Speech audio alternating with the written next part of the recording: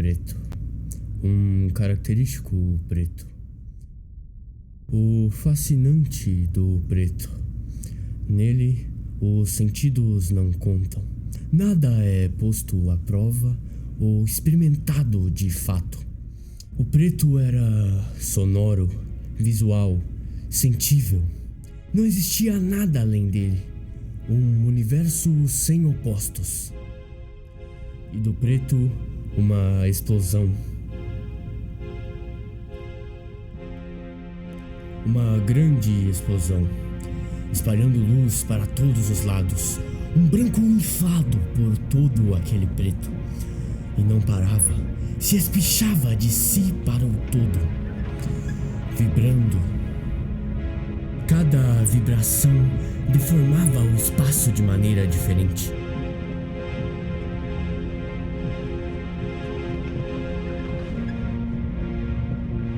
Cada pedaço daquele branco agora vibrava. Tudo no branco se movimentava. Aquele branco, um dia, viria a ser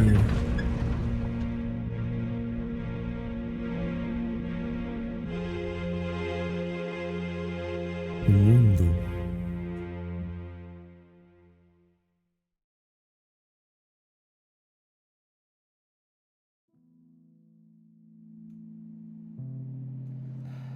Certo. Isso me lembra. Para Robert Boyle, meu próximo. Em meus últimos testes observacionais, enquanto experimentava minhas lentes, deparei-me com estruturas fascinantes. Coisinhas minúsculas. Elas me lembram daqueles quartos. Eram como células. Devo dizer que estou demasiado fascinado por tais estruturas, que por mais que minúsculas, pequenas até, apresentem uma construção tão bem elaborada, tão lógicas.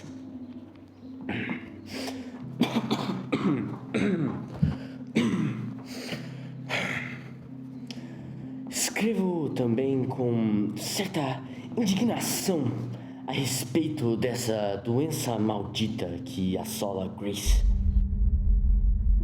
Nenhum remédio parece funcionar. E também não me caem boas notícias vindas do doutor. Ontem mesmo nem tive notícias. Calou-se como se...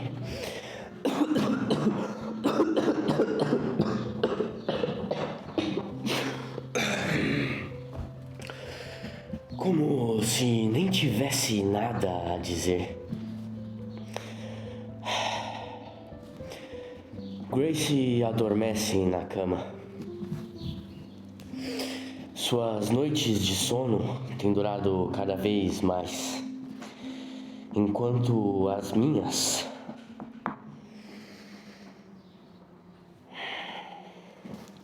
adormeço em raras ocasiões.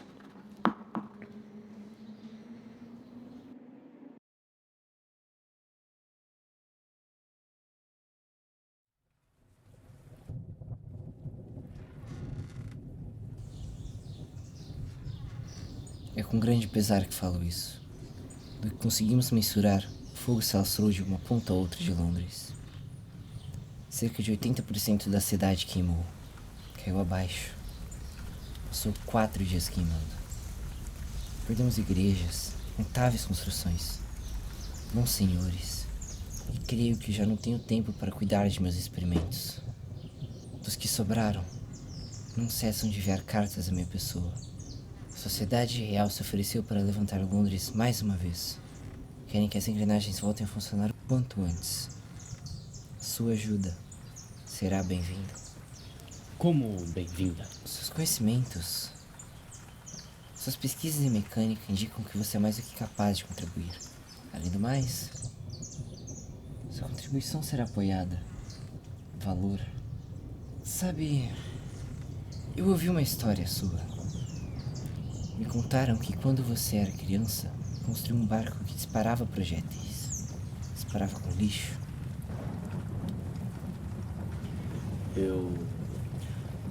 Sim. Uma vez construí. Era um modelo de navio de guerra. Possuía pequenos mastros, cordas, veleiros e, é claro, canhões. Adoráveis, mas, sobretudo, engenhosos.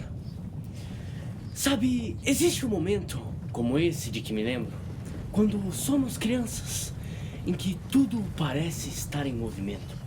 Uma instância onde nada para. Nunca para. As cores parecem dançar por em volta das pupilas. O som é vivo, altíssimo. Tudo é curioso, descobrível, desvendável. Cada movimento parece embaçar a visão. Um verdadeiro disparar do virar. Cada segundo conta por meio, onde as memórias são reais, simples, naturais.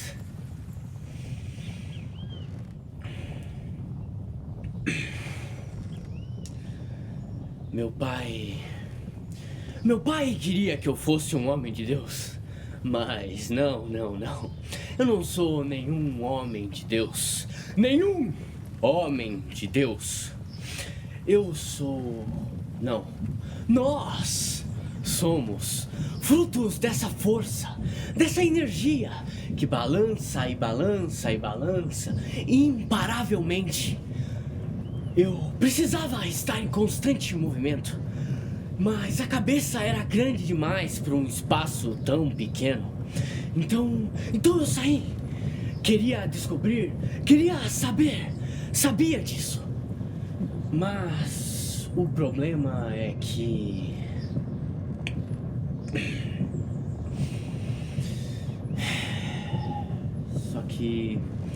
Só que naquele tempo eu não sentia essa angústia, essa dificuldade de engolir meu próprio hálito. Essa instância que não me deixa dormir à noite, sabe? Não sentia. É como se eu não conseguisse alcançar. É como se eu conseguisse sentir o que eu não pudesse ver. Me estrangulando, me pressionando contra o chão. Como se a terra quisesse que eu me unisse a ela. E agora... eu sinto como se o mundo não fosse mais tão grande. Eu sinto demais.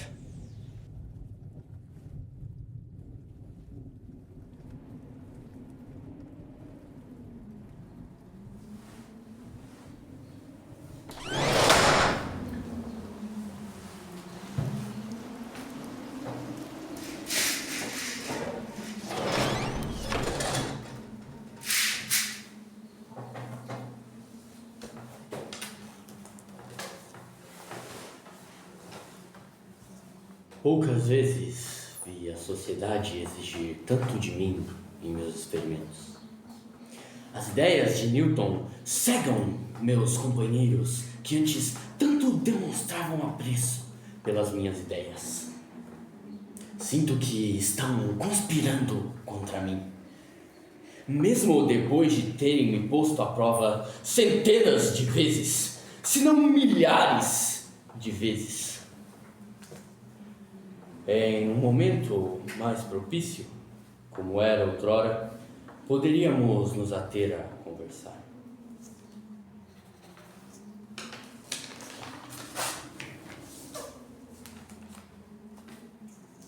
Sabe, eu nem sempre fui assim.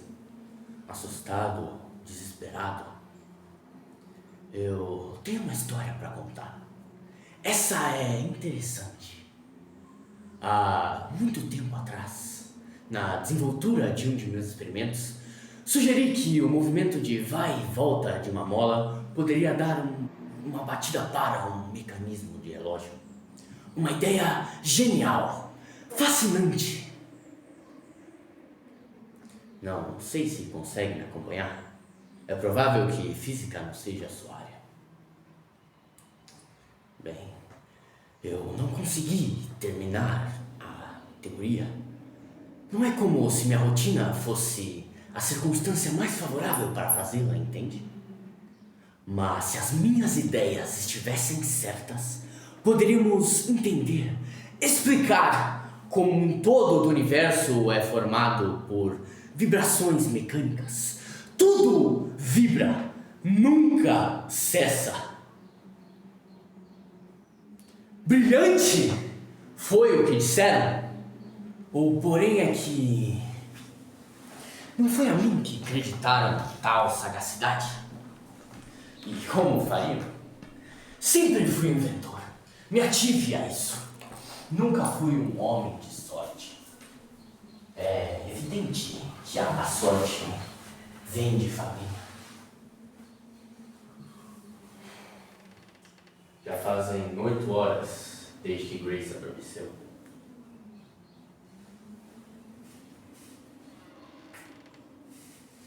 Acreditaram num sujeito de aspecto ilustre, como um de meus companheiros o descrevia.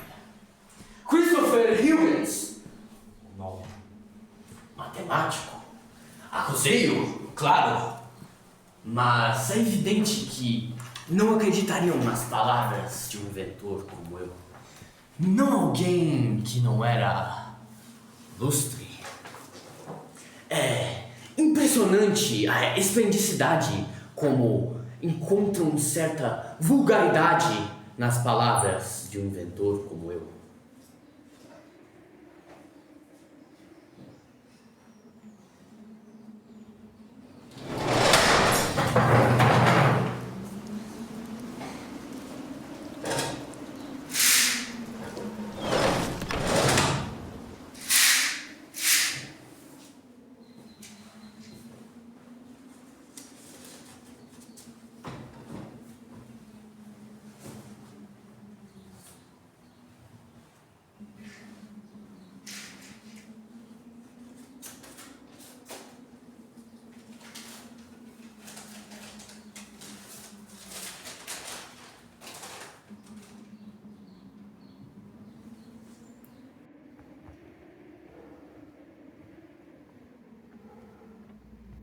Você obviamente sabia disso, não é? Eu estou morto.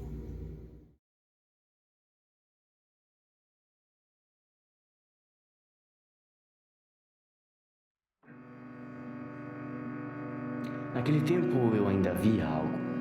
Não posso dizer que eu entendi o que estava vendo, mas mesmo assim anotei. As estruturas me lembraram de quartos de um monastério.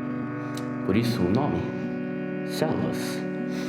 Mas eu ainda precisava olhar melhor. Precisava olhar com os olhos certos.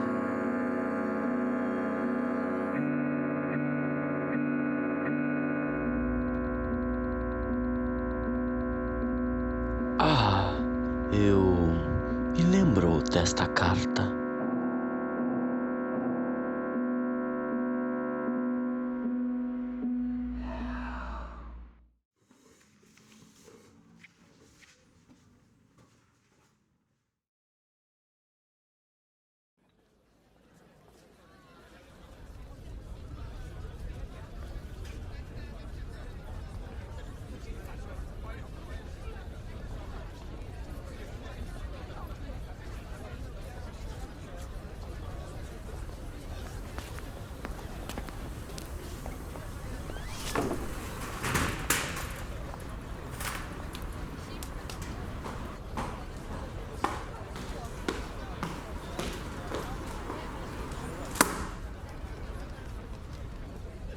Quem é você? Antonia van Leeuwenhoek. De onde veio? Eu tenho comércio, logo abaixo de Delft, senhor. Comércio? Sim, eu trabalho com tecidos e lentes, principalmente. Qual o intuito? Intuito? Por que envia a carta? Bom, o destinatário é um inventor. Eu creio que ele possa contribuir para as minhas observações. Observações? Por que questionar tanto? Só estou fazendo o meu trabalho. Bom, então, quero que pense. Imagine um animal tão pequeno quanto a ponta de uma agulha. Isso é impossível. Você julga ser impossível? Diga-me, o seu trabalho é questionar as minhas explicações científicas ou enviar essa maldita carta?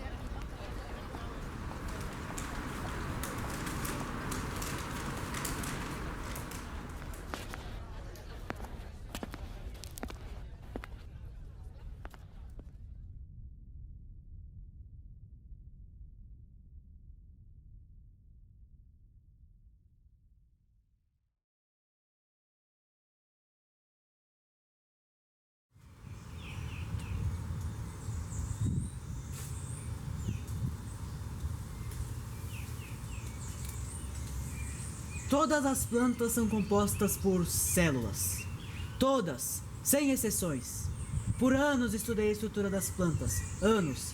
E fortifico a ideia, com todas as minhas forças, de que não há nada mais certo do que essas pequenas construções. O todo se constrói de pequenas partes, tal como um prédio se levanta tijolo por tijolo. Se analisássemos essa mesma folha em um aparelho microscópio, vocês veriam divisões. O formato é semelhante a um círculo amassado. Essas unidades compõem todo um sistema fantástico. Agora, imaginem isso, em grande escala. Como uma árvore? Perfeito! Excelente analogia. Como se chama? Me chamo Ernest. Prazer em conhecê-lo. Ernst. Certo, Ernst. Utilizarei seu exemplo, uma grande árvore. É de nosso conhecimento que do sol e da chuva as árvores produzem oxigênio. Sabe me dizer de onde vêm essas ideias? D. Joseph Priestley, em 71. Ian House, em 79. Magnífico! Agora, imagine a partir do entendimento desse mundo minúsculo. Quantas seriam as possibilidades? É uma ideia equiparável à magia. Exato! Da luz a planta fabrica ar, e a célula é fator dessa estrutura. Quais as funções desse organismo minúsculo? Como descreveríamos e desconstruiríamos esse fenômeno? Já analisamos estruturas mais simples, como as bactérias de Christian Gottfried. Se compararmos tanta diversidade, disparidade, não seria possível encontrar conexões entre essas formas de vida? Sugere um complemento às ideias de Lamarck? Interessante provocação, Ernst. Lamarck arrisca em grandes teorizações, extremas. Eu, por enquanto, prefiro me ater ao que posso ver no microscópio. Mas confesso, imaginar um mundo onde as ideias lamarckianas e as células estão interligados é tentador. E as questões do momento? O que esse conhecer poderia informar para o mundo sobre nós? Ou quem sabe, o que esse conhecer poderia mostrar para nós sobre nós mesmos? Essa é uma das perguntas mais intrigantes do momento. Momentum! Do que nós somos feitos.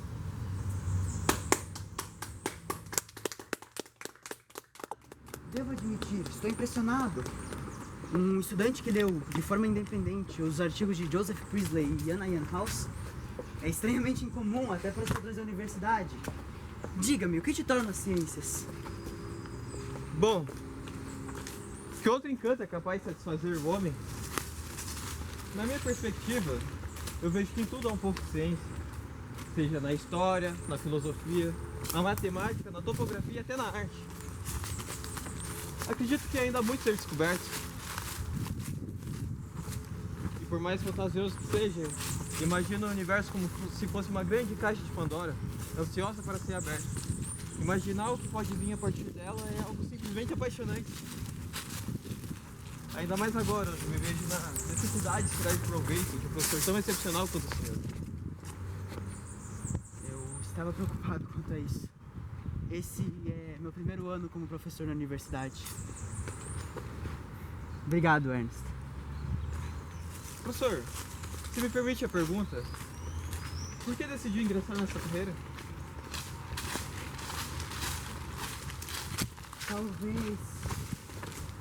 Talvez as minhas ideias estejam de acordo com as suas.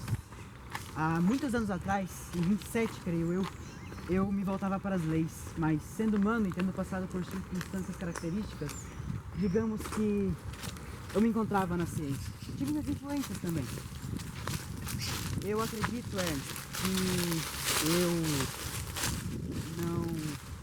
Nós humanos somos seres instintivamente curiosos. E essa curiosidade é uma vontade tão essencial quanto a fome, a ganância, o amor. Essa curiosidade é uma espécie de ambição. E ambição é sonho. E pra mim, um homem sem sonhos é tristemente um homem morto. Quando fala sobre um homem morto, o que quer dizer com isso? Pense na definição de sonhos, Ernest.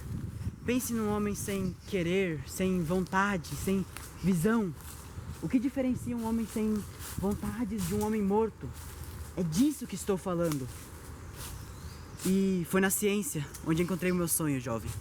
Vamos. Certo, mas para onde estamos indo? Pro meu escritório.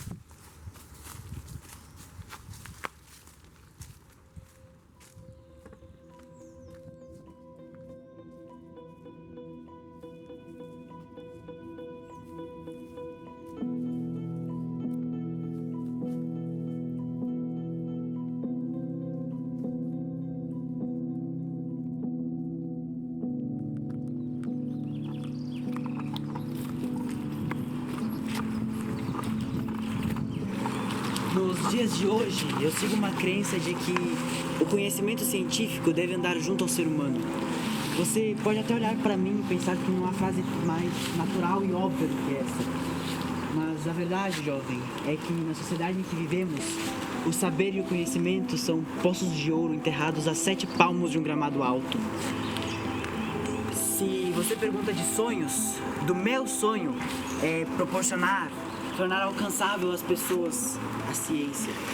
E assim poderíamos ver um dia pessoas comuns trabalhando em laboratórios pelo mundo todo. Um mundo mais consciente de si mesmo e do que o circunda. Essas coisas das quais falamos são especiarias de Berlim, especiarias da Alemanha, da grande Europa. O meu objetivo, Ernst, é que todos os estudantes sejam iguais a você.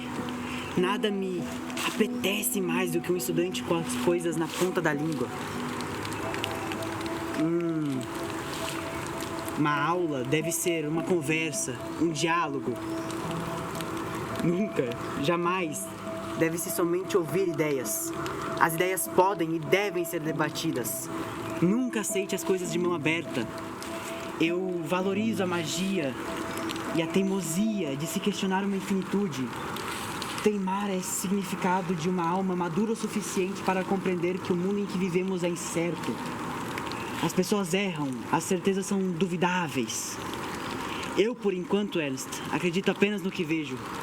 Mas, quem sabe, você seja diferente. Muito obrigado pelo seu tempo.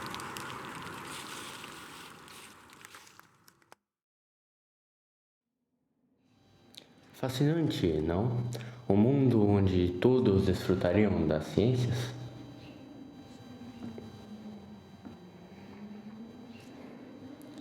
Mesmo agora, Grace ainda adormece. Sabe, às vezes eu me preocupo. Existem vezes em que nós temos alguém muito importante para nós, bem do nosso lado, sentados, deitados perto. E enquanto presentes e sorridentes e protetores, fazendo as mesmas piadas de sempre, somos cotidianos, agimos de forma tediosa, indiferentes à pessoa em questão. Mas quando essa pessoa está longe, é insuportável, sabe? É doloroso. Aquela pessoa que antes fazia parte do seu dia a dia, parece que leva consigo a força que te erguia quando você acorda. A ida é um abandono não intencional. É triste, é desolador. E mesmo agora, com ela sonhando perto de mim, eu me sinto distante, como se ela não estivesse aqui, como se eu precisasse que ela estivesse aqui. Eu nunca me senti tão assustado antes. Eu me sinto tão vulnerável. Nunca me senti assim antes. Essa sensação de que eu não sei o que eu vou fazer sem... A doença assusta e não há o que fazer. É como se aquilo fosse acontecer. Eu me afogo em um pesadelo. Ilusão de que as coisas não vão mais ser como antes. Ilusão de que eu vou estar aqui sentado nessa mesa encarando uma cadeira vazia. Ilusão de que os cobertores não estarão mais bagunçados como antes. Ilusão do cheiro, ilusão da presença. E a consciência tenta, ela tenta preencher esse espaço deixado aberto pela ilusão de que as coisas ainda estão aqui. E não estão. As coisas não estão mais aqui.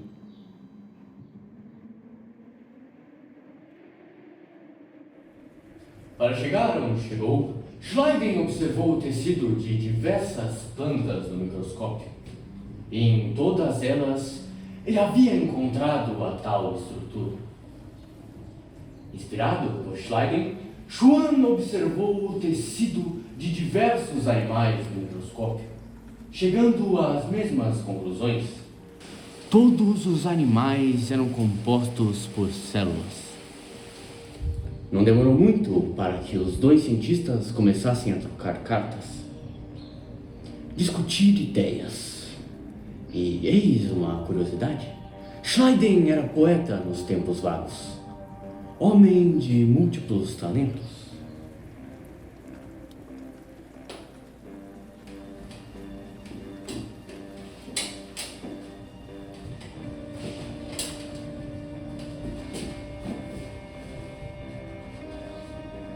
E como todo homem, Schleiden era, assim como Schwann. Eles tentaram descobrir o que havia originado as tais células. E no tempo, eles achavam que haviam conseguido. Eles não conseguiram. Eles explicaram o surgimento de novas células com uma analogia aos cristais. Cristais de propriedades incertas, próximos do material celular, que catalisariam uma alteração na interação por entre as células, que originariam outras de mesma índole. Preciso que me acompanhem sem perder nenhuma palavra. Estou ouvindo. Há um material e faz parte de um processo. Um processo? Escute-me com atenção. O material se comprime, diminui e logo se mistura consigo mesmo. E então, bum! Se expande. Um cristal. Um cristal? Como isso acontece? É isso que precisamos descobrir. É a peça que falta do quebra-cabeça. Como a vida surge de algo inanimado. Pobremente definido. Mas na ciência, nenhum modelo permanece o mesmo por muito tempo. E se permanecer, ou é um modelo abandonado, ou nem é um modelo. E por isso, o cientista desenvolveu suas ideias. Robert Remarque.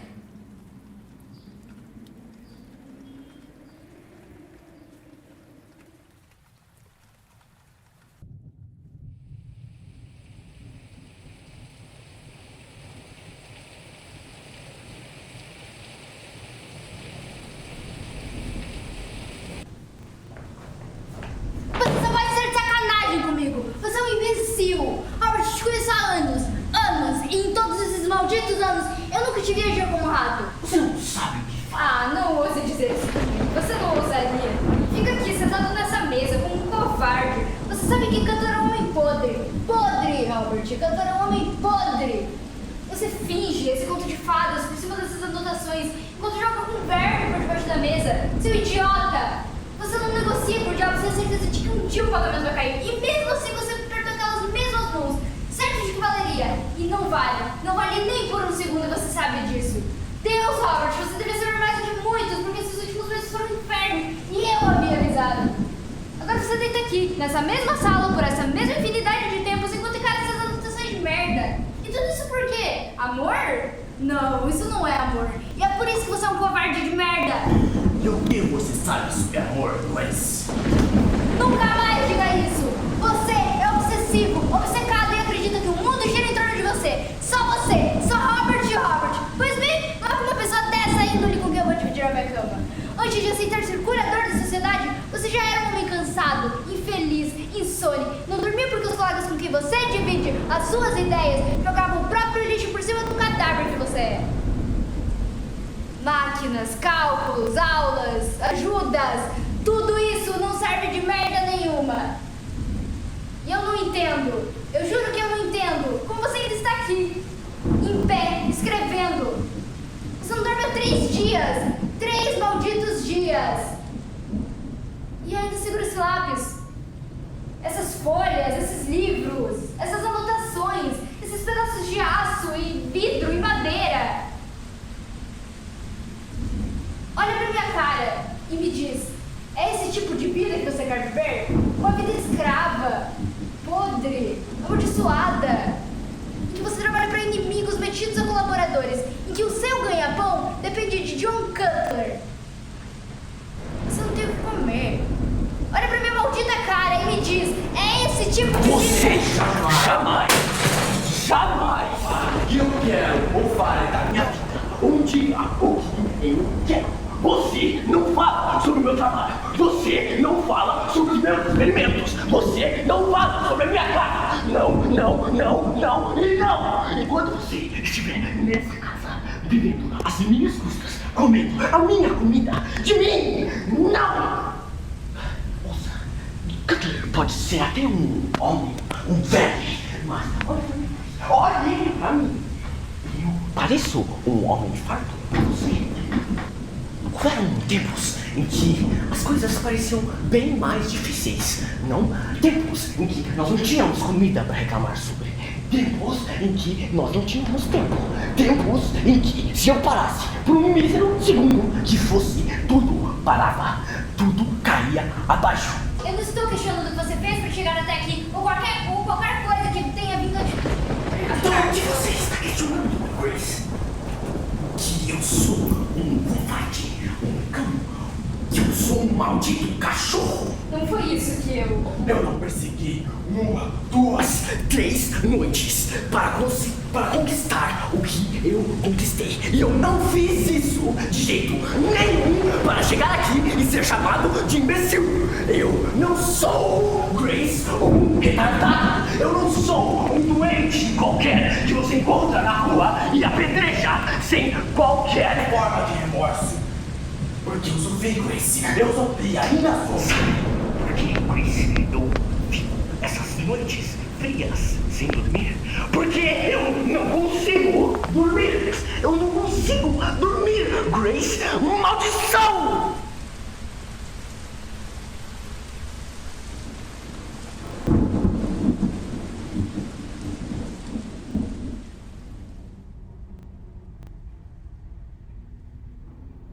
Como? Ácido acético glacial e ácido crômico.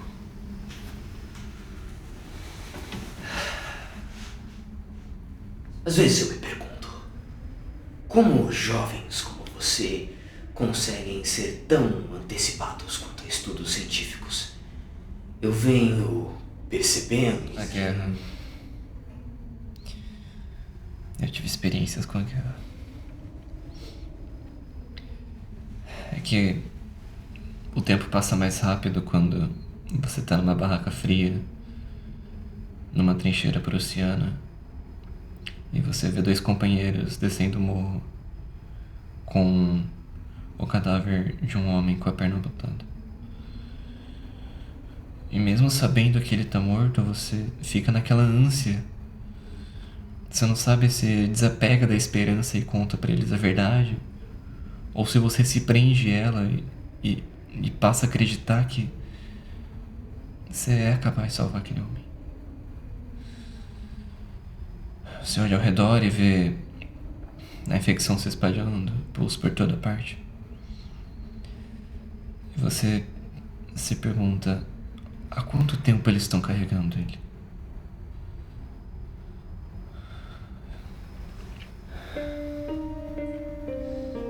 Quem descobriu isso? Fleming. E como? Posso que eles fizeram a mesma pergunta quando descobriram. Você realmente acredita nisso? Olha, quando se vive muito com um cientista, você começa... Eu conheço cientistas, você começa a entender depois de viver muito tempo com... E quando você convive com muitos, você nota que eles são extremamente parecidos. Eu não acredito em você. Mas então, detetive, o que você observou nos padrões assim? Bom, primeiro eles têm uma tendência muito grande a frases de impacto. Ah, conversão. Outra coisa é que os bons cientistas, principalmente os mais jovens, têm essa tendência a visões pessimistas do mundo. Eles acreditam que a morte é o fim da vida e que nós só vivemos para perpetuar esse ciclo. Eu sou um deles. Sério? Sério. Acredito que somos feitos, nós humanos, dessa casca com um único mísero propósito. Passar adiante mesmo que um pouco desse conteúdo, essa informação estrutural adquirida nos pequenos detalhes. A consciência humana seria uma tentativa do corpo de perpetuar a duração da carne, o que traria à tona mais possibilidade para continuar esse mesmo ciclo. Você acha que é um erro? O quê? A consciência humana? Não exatamente. Creio que consciência seja um devaneio da pessimista ideia de que o nosso objetivo é passar o bastão adiante. Lemos livros, ouvimos música, escutamos o barulho da chuva, e tudo isso são desvios da ideia de uma linha reta a qual inevitavelmente nós se tornamos. Outra coisa é que sempre me pegue cientistas. Mesmo que já esperando algo deles, eles sempre deixam um espacinho para surpreender-vos. Pois bem, vamos ao esquema do diagrama. Estudei tudo sobre o autor, estou aqui do lado caso precise. Claro. Certo. Primeiro, a célula se prepara. Depois, essas cordas se enrolam, se organizam. O material se aglomera no centro, se separa.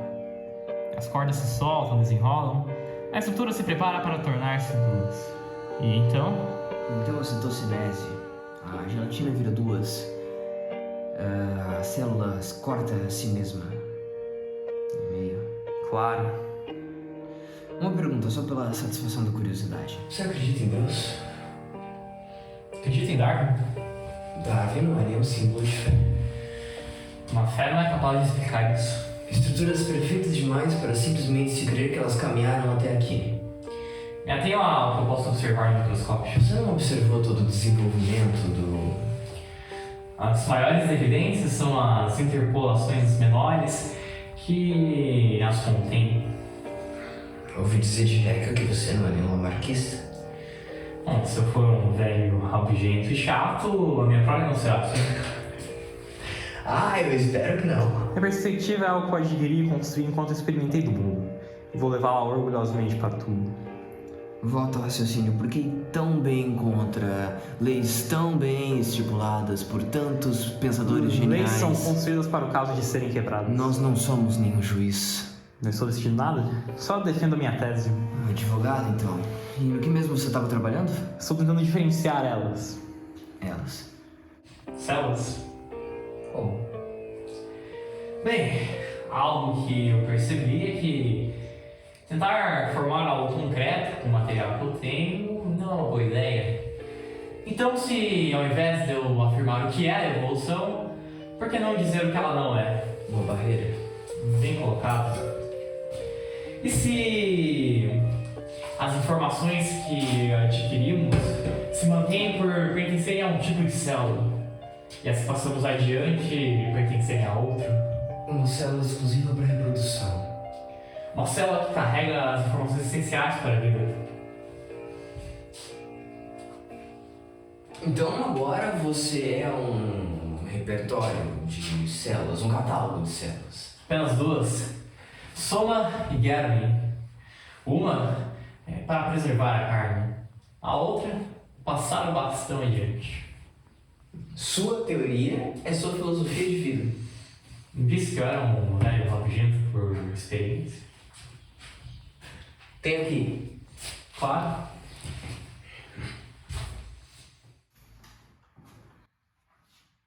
Certo. August, Eu mesmo. não escute Haeckel. Ele, pra um cientista, fala demais. Você era um detetive mesmo? E, além do mais, eu não sou nenhum cristão. Só queria ver como a sua cabeça funcionava. Satisfeito? Quase lá. Te vejo na segunda, professor. Certo. De volta.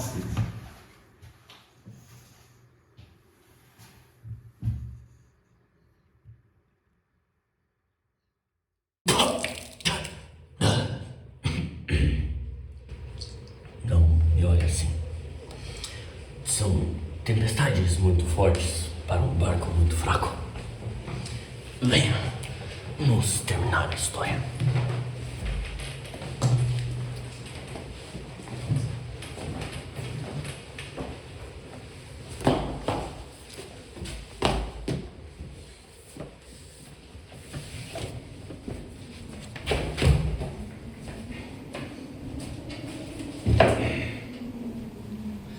Tem ficado cada vez mais difícil caminhar.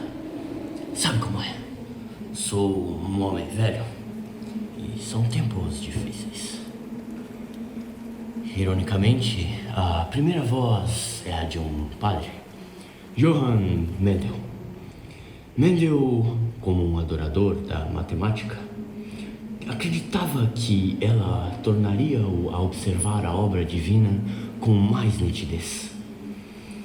E por isso, queria registrar a transmissão de uma determinada característica matematicamente. Mas, apesar de seus cálculos estarem perfeitos, ele não foi ouvido. Sabe como é? A ciência tem essa tendência de profanar a fé.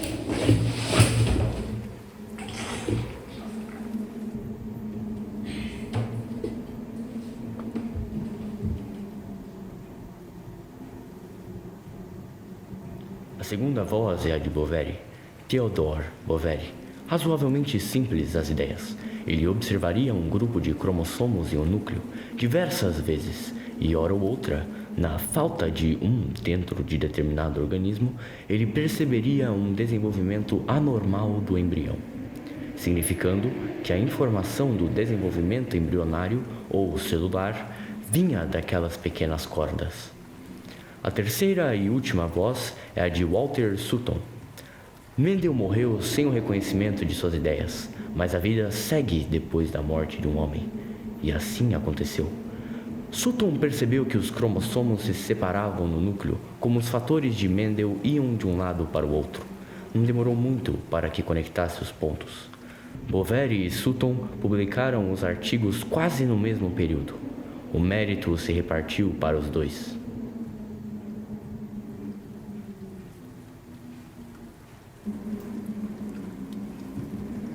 Já fazem 6 dias que Grace adormeceu. Está nevando lá fora. Grace não está mais aqui. Talvez ela tenha ido passear. Provavelmente.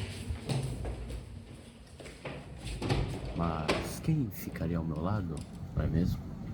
Sozinho, egoísta, obcecado, doente, imbecil. Mas o que eu poderia fazer? Moldar a mim mesmo? O que eu deveria fazer? Deveria mudar a minha alma? Mudar o meu ser? Mas até que ponto mudar é deixar de ser? Até que ponto deixar de ser é morrer? A doença assusta. Ela estava logo ali. Mas quando os olhos estão fechados e você vê que não é mais tão simples, a doença assusta. Você já tinha visto dormir diversas vezes, mas dessa vez era diferente. A doença assusta. E quanto mais você pensa sobre, mais horrível é. Porque você sabe que não tem mais o que fazer. Um cientista tão genial. Eu não consegui fazer nada. E o que eu poderia fazer? O que nós podemos fazer contra a doença? Gritar e chorar, implorando para que alguma coisa além da nossa compreensão venha e... Fé. O que é a fé? Um último suspiro? Aquele momento em que nada parece ter salvação? Que nós esperamos por um milagre que nunca vai chegar? A fé sustenta, engana, induz, melhora pela esperança ou pela existência de algo além? Fé é esperança? Deus, se for, eu juro, eu me agarraria de braços e pernas nela, porque eu não sei mais o que fazer. E eu trocaria tudo por mais um momento. Só mais uma conversa. Porra! Ela estava logo ali, e eu não consegui fazer nada. Eu queria ter força para sentir raiva, para me arrepender e socar o chão quantas vezes fosse preciso. Mas é como se eu não tivesse forças, sabe? É um pedaço de mim que me foi arrancado e eu não posso fazer nada. E por isso eu sou um covarde. Tanto tempo perdido, tanto que poderia ser dito, e eu estava afogado naquelas anotações. E do que adiantou? O que eu pude fazer no fim das contas? Nada. Muito apegado à vida para me ajoelhar no chão e pedir para que me leve no lugar dela. Cansado demais para gritar. E como é estar morto? É escuro. Tudo em um só ponto. Um lugar de nada sustentado pela lembrança de que tudo aquilo um dia já existiu. Talvez a vida seja a lembrança. A vida se perpetua até onde é lembrada, percebida. Todos nós seremos esquecidos um dia. Afinal, a morte chega para todos, não? Então, por que viver? Por que viver num mundo cuja única certeza é a morte? E mesmo com essa visão pessimista, que peca, que duvida, que teima, que desonra a vida, eu ainda daria tudo para ter mais uma conversa com ela. Talvez isso seja a vida. Aceitar que um dia as coisas acabam, que um dia a luz se apaga. E tudo o que resta é olhar para trás e perceber que você não se arrepende de nada. Que não existe arrependimento no erro, na fome, na dor, na experiência, na luta, na evolução, no aprendizado, no amor, nas relações, nos problemas. Não existe. O simples fato de viver é o presente. O que importa? Sabemos que um dia vamos morrer, mas isso nunca para o motor, o processo, o caminhar. O viver. Continuamos caminhando como se nada tivesse acontecido. Importa? Até porque estamos aqui, não? Na vida não existe certo e errado, desde que estejamos vivendo. E mesmo assim, nós sentimos, nós nos importamos, nós paramos ansiosos quando uma relação ao destino terrível. Seguimos em frente porque somos fortes, não? Não existe vilão em uma história, porque todos somos humanos, todos erramos, somos todos egoístas, obcecados, distraídos demais com os próprios mundos para se importar. Teimosos. Nossa teimosia é a força, teimosia de não deixar partir e decidir ficar. E mesmo agora, eu faria de tudo para ter uma conversa com ela. Só uma maldita vez.